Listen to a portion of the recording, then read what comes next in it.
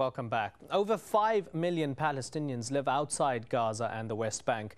Many live in refugee camps littered across neighboring countries like Syria and Lebanon, while others have found better social and economic opportunities from the Gulf all the way to Latin America.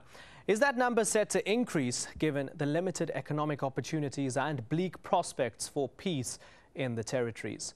Well, joining us now to tell us more from Beirut is academic Sari Hanafi, an expert on the Palestinian diaspora. Thank you very much for joining us. If you're a Palestinian and you really want to succeed economically, you have to leave, haven't you? Yes, indeed, especially to Gulf area or to Northern America or Europe now. This is the new trends we find it. Let's try and break this down a little bit, talking about the diaspora.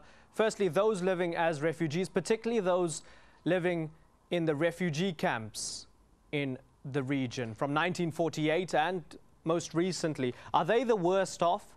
It depends, we are talking where. I think in Jordan and in Syria, the situation of the refugee camps is quite okay. It means that they are socioeconomically similar to the urban middle class surrounding these camps in Syria and in Jordan. However, in Lebanon, specifically in Lebanon and in the West Bank, the situation is harsh. In Lebanon, for legal discrimination, they cannot run a business, they cannot exercise a profession or own properties. So actually they work in informal economic sector or employees in non-governmental organizations. Israel unilaterally left Gaza in 2005, although it still controls the airspace and the borders. I wonder, how would you compare the current economic climate in Gaza now to when it was under full Israeli occupation before 2005? Well, I think there is a limit of this comparison. The situation now is worse. But again, I think if we will put indicators of well-being of an individual in a society, the issue is not only economy. I think the freedom,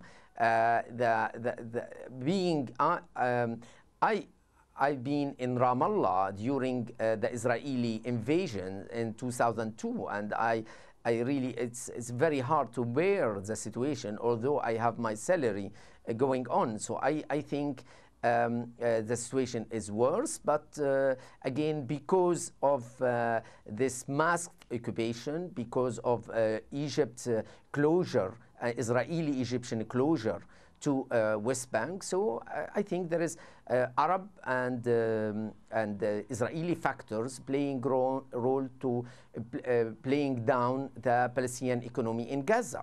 Sari Hanafi in Beirut, we thank you very much for your time and thoughts. With a global recession, the international community faces financial strife.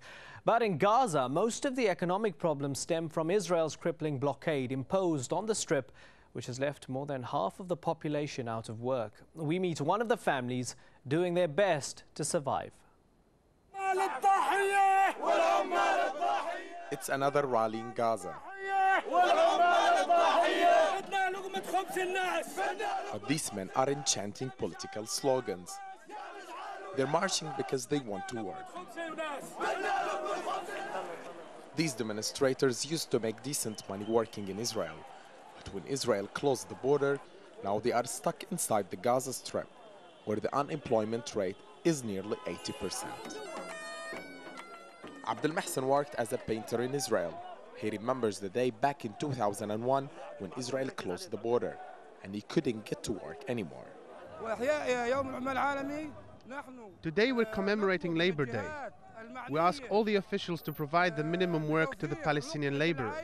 We're not getting our rights. We're the class that has no rights. It's been 8 years, and since then, work has been hard to come by. When we used to work in Israel, our situation was much better.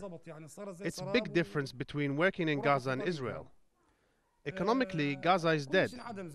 Working in Israel is very hard. But there is an outcome, a fixed salary at the end of the month. Back in 2001, there were closures from time to time, a month or two. It didn't affect us much. We had hoped it would be open one day and the laborers could return to their work. But now it's a complete closure. We've lost hope. Stuck in Gaza, Abdel Mohsen was able to find odd jobs as a painter. There was some construction materials available then. I used to work here in Gaza from time to time. Paint a house here or there. It helped me cover the expenses of my household. But it wasn't enough. I just want to feed my children. If you don't work, your children don't eat. But then Abdel Mohsen's life got even tougher. After the Hamas takeover of the Gaza Strip, Israel closed all commercial crossings too. Raw materials and supplies couldn't get through. Construction came to halt and nobody needed Abdel Mohsen's painting skills anymore. With no sign of the siege easing, Abdel Mohsen found another way to earn a living. Because of the closures imposed on Gaza, I learned how to make sweets and juice. I sell sweets in winter and juice in summer. He lives with his wife and 4 kids. As the breadwinner of the family, he must pay for school supplies, electricity bills, and his mortgage. He has responsibilities, but he can't plan. He doesn't know how much he will bring home at the end of each day. We have children. We have obligations. Sometimes we have requirements which we cannot afford. It's a miracle we're still alive.